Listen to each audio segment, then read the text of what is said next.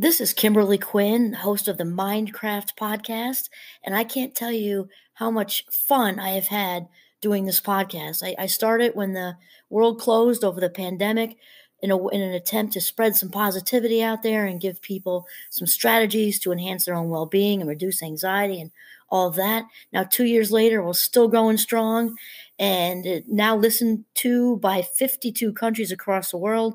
And I've even helped some of my students get going with their own podcasts. It's super easy to do. And I'll tell you, if you haven't heard about Anchor by Spotify, it is the easiest way to make a podcast with everything you need all in one place. I'll just explain for you. Anchor has tools that allow you to record and edit your podcast right from your phone or computer. When hosting on Anchor, you can distribute your podcast on listening platforms like Spotify, Apple Podcasts, and more. It's everything you need to make a podcast in one place. And best of all, Anchor is totally free. Download the Anchor app or go to anchor.fm to get started. It is a ball. Start today. Greetings, Mindcrafters, and I am just so excited that it's December. I love this month. I'm a winter person, and it's just so deep and contemplative. And anyway, I forgot if I said my name is Kimberly Quinn, and I'm thrilled to be here and have this Mindcraft conversation. And today's topic is, I'm feeling it today. I'm telling you, listeners, seasonal Soulcraft. Seasonal Soulcraft, because I realize I have listeners all across the United States and world, and thank you so much for tuning in with us here. In northern Vermont, however, it is a beautiful champagne snow. Actually, we have a nor'easter coming, but right now it's beautiful champagne snow. And it's just deep and cozy, and I've got the golden retriever here and a fire going in the fireplace. And so this is the greatest stage for this chat. And so my inspiration is from the amazing Sarah Von Brednick. I'm kind of stuck on her right now. Not stuck on her, inspired by her right now. With her book Simple Abundance. I love it so much. So this whole topic of seasonal soulcraft, I think, is obviously deeply spiritual. And Sarah starts out with a quote by Henry David Thoreau, a total fave of mine. And he says, in regarding to seasonal soulcraft, live each season as it passes. Breathe air, drink the drink, taste the fruit, and resign yourself to the influence of each. Let them be your only diet, drink, and botanical medicines. I love that. It's just, he's like the ultimate mindfulness guy, right? Living in the woods, living the dream, living life, having life by the ass, the whole thing. And I don't know, it just, winter, again, I'm a winter person. And also, I also love November. November is very contemplative and reflective as well, and just kind of a foreshadowing of what's to come with winter. And so Sarah starts out by saying, the winter air outside is thin and bracing, sharp, frigid, icy, stinging. We do not saunter. The pace of our steps is quick, mirroring on the outside the accelerated forward motion within as holiday preparations take center stage. Once we close the door, the winter air is warm, heavy, and aromatic, wood burning, fresh evergreens, spicy cinnamon, and ginger. Breathe in deeply the fragrance of contentment. And of course, spirituality rolls through all the seasons, 365 days a year plus leap year. It's just, for me, I think late fall, and there's something about late fall and then right through December that's just so deeply spiritual. Maybe it's the solstice, energy change. If any of you've listened to George Winston, I feel like from November through December, it's just like, I feel like I'm living a George Winston CD. It's just the music, and it just moves my spirit. It's deeply reflective, which I guess would be contemplative, and it's just something in the air. And then, so Sarah keeps us going with, she says, in the winter, we live in anticipation. That's the truth, huh? Friends come in from the cold to be embraced by the convivial chaos of our family's annual holiday open house. All year long, I dream about your homemade eggnog, a guest confides, as soul gifts are exchanged, heartfelt compliments, and a cup of cheer. In the kitchen, frothy hot wassail, I hope I'm saying that right, which is spiced cider and dark English ale.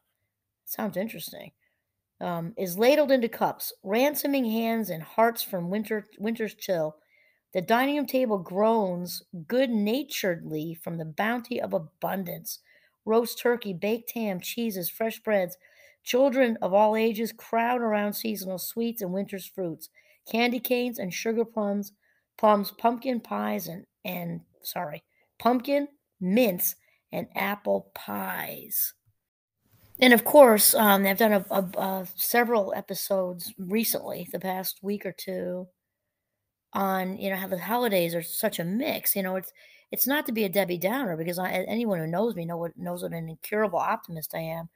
It's just I'm also an authenticator and a validator, and not everybody has a Christmas open house and a loving family, and not everybody even has someplace to go necessarily. There are people who don't even have one person in this whole world, and I think it's just important to acknowledge that and not pretend that it's all eggnog and Christmas cookies, and it's also important to also acknowledge the other end of it, like what I just read from Sarah Von Brednek with the wonderful open house. So it's a big mix, and we're talking about seasonal soul craft, and that needs to be so individualized. If you've got some family members, and then there's the whole middle, right? It's not like on one end there's this like airbrushed picture of there's no such thing as a perfect family, but surrounding a dining room table and everything's beautiful and beautiful food and abundance everywhere. And then the other side is somebody on the street with without a home and without people in their lives, and there's the whole middle where there's you might have some people in your lives, and you might have some who are toxic. And you know what, and I don't want to get into my whole backstory here. I just for validation purposes, some of the reason I've chosen to share my backstory is because I think because it's validating. Because I lived in the suburbs of New York, as you know, about an hour out of Manhattan, in a very regular, 3-bedroom uh, ranch, I guess it would be, very modest home in a neighborhood that was a lot of fun on Halloween. But I think often dysfunction is not seen or noticed as much from the outside looking in when you are in quote unquote a regular family. You got the two kids, I just a sister. There's a mother and a father in the house, and you got the one good car, the one used car, and people just don't think anything's going on. There tends to be more of a focus on more overt situations that often stereotypically often follow certain demographics and certain income levels and certain neighborhoods and things like that, when in reality, addiction, which I grew up certainly knows, is an equal opportunity employer, put it that way. Both parents with addiction issues and mental illness rampant in the house. And anybody who grows up with that kind of dysfunction, especially with addiction, but I think even without addiction, you breathe shame like you breathe oxygen, right? And shame is the spiritual and emotional equivalent of drinking turpentine for breakfast. And so that's just important to say that, I think, because we've got like the I'm thinking the Home Alone movie, the house there. My husband loves that house actually. And it's all nicey nice until they had their issues, with the losing the child and leaving him and going to France. But leaving that aside, the beautiful colonial house and the banisters and the lights and the tree in each room, or the beautiful dining room table and all the family. And it's just important to realize that addiction, dysfunction, homes, the whole middle area, you may have had some love, but not all the love you have needed. Ba ba ba ba ba. So we're talking about soul crafting. I'm talking about being all inclusive. You could be, a person who grew up in the 1%, and were completely emotionally deprived and love starved. And then this video is for you too. And what's hard with that is people often don't have empathy for people who are financially wealthy and who are struggling with depression, or like, what's the matter? Suck it up, buttercup. And in Minecraft 2 that I was teaching for a while, and it just sometimes they bring them in and out based on need. And I had an article in there about millionaires, or even millionaires get depression, even have depression. I don't know.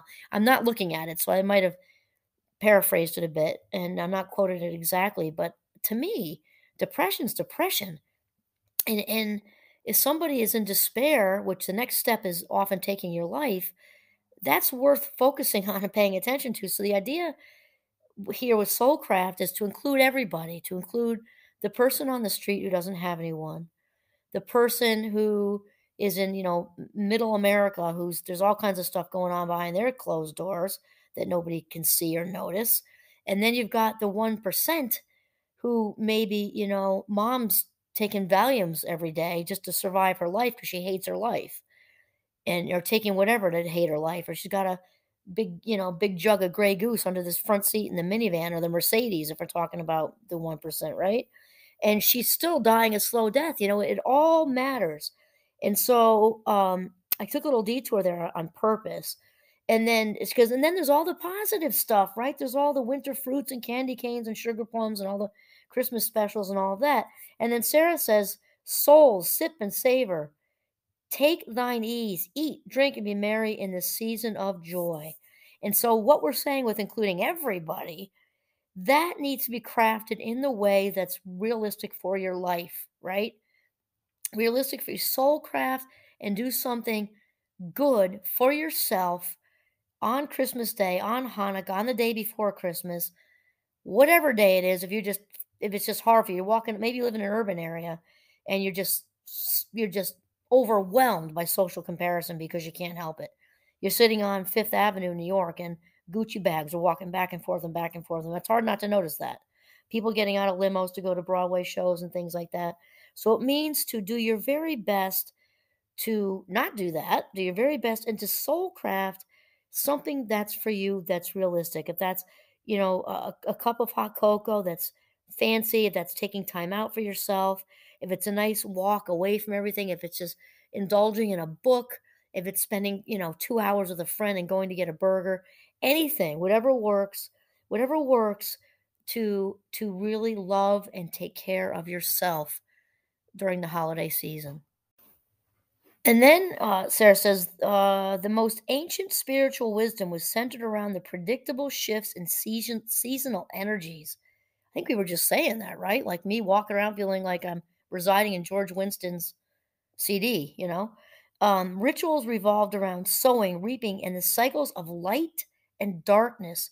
Joan Borysenko, the respected scientist, gifted therapist, and unabashed mystic, reminds us in her tiny contemplative jewel, this is her little book, pocket full of miracles, prayers, meditations, and affirmations to nurture your spirit every day of the year. The seasonal rhythms correlate with our bodily rhythms. Our dream life and our inner life grow more insistent in the winter darkness. The old year is put to bed, one's business is finished, and the harvest of spiritual maturity is reaped as wisdom and forgiveness. I love that.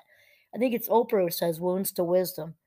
And what it comes down to is nurturing ourselves. And the only way we can get to that place, which I've said in loads of videos, is to come into this place of knowing our own value. We have to know our value in order to feel like we deserve to be treated well, and to treat ourselves well, and to attract other people treating us well. Not, I don't mean attract as romantic. It can be that too. But I mean attract anybody, the person who bumps into you in the grocery store. We attract kindness, and we attract more kindness, more goodness, more positivity when we know our own value, because we put it out there that we expect it. We expect it. We don't say it. We just exude it. It leaks out of our pores like sweat after you run a race. You're just sort of sweating self-value. Well, I tell you, especially in, midlife, the authentic path, this authentic journey that we are on here is largely about wisdom and forgiveness. And wisdom is life school, right? We can have 17 PhDs, but wisdom is earned by walking the walk. That's just how it is. In fact, a good friend of mine, Dr. Lindsay Godwin, she's amazing. What a hot ticket she is. She just did a great Psychology Today article, by the way, and it's about experiential intelligence. We talk about the IQ and also emotional intelligence, and I'm just putting this out there because it's relative to what we're talking about. And now, we're sort of giving credit. Like, who are we to give credit to anybody? I don't mean it like that. I get not acknowledging. That's what I'm saying. acknowledging the experiential intelligence that we acquire through our life experiences. So basically, the PhD in life is what her article's about. So that's Dr. Lindsay Godwin, Psychology Today.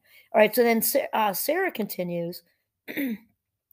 For centuries, Eastern healers, particularly practitioners of Chinese medicine, have taken into consideration the impact the seasons have on our bodies, minds, and souls. But the symbiotic relationship between human beings and nature has virtually been ignored by Western medicine until recently. Okay, and then she says, I really like that. Now, physicians acknowledge that some people suffer from a deep depression in the winter because they're extremely sensitive to darkness. Light therapy restores their subtle energies to a healthier balance. I'll tell you, I know for a fact I've seen this where I teach at the wonderful Champlain College, that because my students are super vocal. We've got students who are unique, I guess is the best way to say it. They really they dance to their own dance to their own beat, totally. And they're super open about, during class, the darkness is really, granted, we're in Northern Vermont, the light, the darkness is really tough for me, seasonal affective stuff. And sometimes they're not even diagnosed, but they'll say to me, I'm sorry, this took me a little longer. I dipped into a slump, like end of February or March or something like that. We talk about strategies to prevent that, which is mainly to embrace the winter, honestly. But the point is that we are aware of it and sensitive to it and flexible with it because it's real. It's definitely real. And then Sarah goes on to say, learning the soulcraft of seasonal healing can bring new depth to our journey toward wholeness. In the natural world, winter is the season of rest, restoration, and reflection. Man, winter is such a badass too. Like, I just know she's a seasoned midlife female. There's no question. Winter, I said this in another episode, I think. And also, I read a New Yorker. There was an article in the New Yorker years ago, and I wish I kept it. I mean, like 20 years ago. I wish I kept it. But winter is such a badass. She's the queen of all the seasons, and she chooses to allow them to happen when she darn well feels like it. So winter just decides when she allows spring to do her thing. And I know that in Northern Vermont because winter sometimes does this little like poker bluff where she's kind of playing with the others with spring and says, okay, I'll let you. And there's like a week of sunny, rather warm weather, and the daffodils start to get excited. And then she snows. Sometimes it's big snow. Sometimes, and it's usually at that time of year, heavy, wet snow. And their sad little daffodil heads are just sort of kowtowing to winter as the mama mob boss that she is. So, where was I going with that? Hold on. All right, I got it now. I lost my train. I got wrapped up in winter being a badass. So, I mean, the wholeness, in the natural world, winter's a season of rest, restoration, and reflection. I was just out this morning with little Giovanni in the woods in a nor'easter. It was like had a little dip in it, and it's coming back again in a couple hours. But it was absolutely intoxicating. What a winter wonderland. It was just beautiful champagne snow, which then got heavier and heavier and heavier. So we went into the woods a little more because I was making a video, and the brook and the snow, and it's just so white and so clean and so fresh, and it just feels new. And the newness around me had me feeling new on the inside. I mean, it's all metaphorical, but it's also when I was out in the woods, it wasn't just metaphorical, it was real. I mean, it feels restful, restorative, and rejuvenating. There's just no question. It's so reflective. And then Sarah says, there's not much of that going on this week. She's talking about the holidays. But after the holidays are behind us, well, it is for me because I'm not letting the holidays take over. And I'm not trying to be that person on a soapbox. I'm just walking the talk. I disappeared this morning in a nor'easter to step out of the holiday current. Okay, continuing now. And then she said, but after the holidays are behind us, consider how you spend whatever time you have at your personal disposal. And if you have as little as I think you do, reflect on how you can change that for next year. Oh my gosh. I'm reading this now, but I actually did a thing on this morning without even reading this. Because there is no law that says we have to get swept up in the holiday current like a piece of driftwood. We can step off of that escalator. We can step out of the current of the fast-moving brook and just know we can slow it down. It doesn't have to be a screeching halt. We can slow it down by choice. Unplug the drug, which I mean, the cell phone. Or physically get out of Dodge, head for the woods. If you're in a big city, head for whatever the equivalent of Central Park is in your city. If worst case scenario, or last, resort, dive into a bathroom. No one's going to bother you there, and just step out of the current. So then she winds it up with saying, the 12th century German mystic Hildegard of Bingen, I hope I said that right, suggests a simple way for us to begin exploring the richness of seasonal soulcraft. Here we go. Glance at the sun, see the moon and the stars, gaze at the beauty of earth greenings. Now think. I love that. So I wish you all a season of soul crafting. This is Kimberly Quinn signing off from the beautiful northern Vermont in a nor'easter. And it is beautiful. Have a mindful day.